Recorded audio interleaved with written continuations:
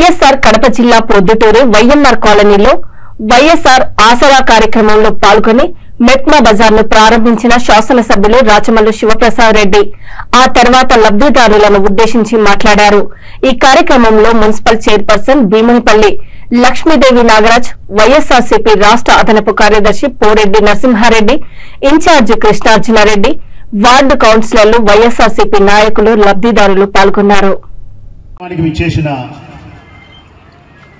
డాక్రా పొదుపు సంఘాల్లోని మహిళలందరికీ, ప్రతి అక్కకు, ప్రతి చెల్లెలకు, వైఎస్ఆర్ కాంగ్రెస్ పార్టీ ప్రజాప్రతినిధులకు, ప్రభుత్వ ఉద్యోగస్తులకు, పాత్రికేయ మిత్రులకు, ఒక్కరేమిటి పేరు పేరున మనిషి మనిషికి మీ బిడ్డ రాచమల్లు శిరస్సు వంచి హృదయపూర్వకంగా నమస్కరిస్తా ఉన్నాడు.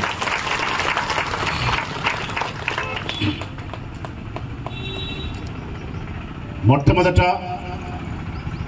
పొదుపు సంఘాల్లోని మహిళలైనటువంటి మీ అందరికీ, ప్రొద్దుటూరు నియోజకవర్గంలోని 54,000 మంది పొదుపు సంఘాల సభ్యురాలందరికీ 4వ విడత మీకు రావాల్సినటువంటి ముఖ్యమంత్రి గారు ఇచ్చిన మాట మేరకు మీకు రావాల్సినటువంటి డబ్బును అందుకుంటున్న సందర్భంలో నా హృదయపూర్వక శుభాకాంక్షలు మీ అందరికీ. ఒక్క ప్రొద్దుటూరు నియోజకవర్గంలోని మన నియోజకవర్గంలోని నా అక్క చెల్లెమ్మలకు 50,000 మంది 54,000 సభ్యురాలు ఉన్నారు. అందులో 4,000 మంది ఇంకా పొదుపులో డబ్బులు తీసుకోలే. కొత్త వాళ్ళు 50,000 మంది డబ్బు తీసుకున్నారు. ఈ 50,000 మందికి అసలు 160 కోట్ల రూపాయలు, వారికి సంబంధించిన వడ్డీ 40 కోట్ల రూపాయలు, వెరసి 200 కోట్ల రూపాయలు మీకు చెల్లించినటువంటి గౌరవ రాష్ట్ర ముఖ్యమంత్రి జగన్మోహన్ రెడ్డి గారికి మీ అందరి వైపు నుంచి, నా వైపు నుంచి శిరస్సు వంచి వారికి హృదయపూర్వకంగా ధన్యవాదాలను, కృతజ్ఞతలను, నమస్కారాలు తెలియజేస్తా ఉన్నా మీ అందరి వైపు నుంచి.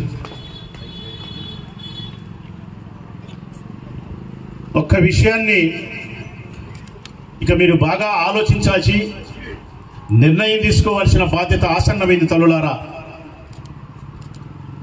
మరొక 2 మాసాలలో ఎన్నికలు జరగబోతా ఉన్నాయి. ఈ రాష్ట్రానికి మళ్ళీ ఎవరు ముఖ్యమంత్రి అని చెప్పి నిర్ణయం చేయాల్సిన బాధ్యత మీ అందరిపైన ఉంది. ఇక సమయం ఆసన్నమైతా ఉంది మీరు నిర్ణయం తీసుకోవడానికి, ఓటు వేయడానికి.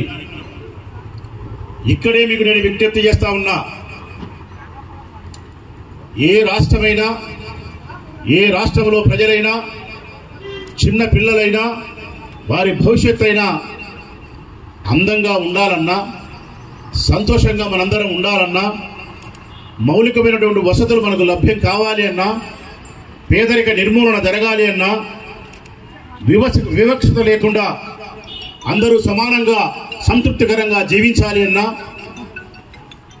ఏ ప్రభుత్వం అయితే అందుకు సహకరిస్తుందో, ఏ ప్రభుత్వం అయితే ప్రజలకు మేలు చేస్తుందో అట్టి ప్రభుత్వాన్ని ఏర్పాటు చేసుకోవాల్సిన బాధ్యత, అట్టి ప్రభుత్వానికి, రాజకీయ పార్టీకి ఓటు వేయాల్సిన బాధ్యత మీ అందరిపైన ఉంది తల్లి.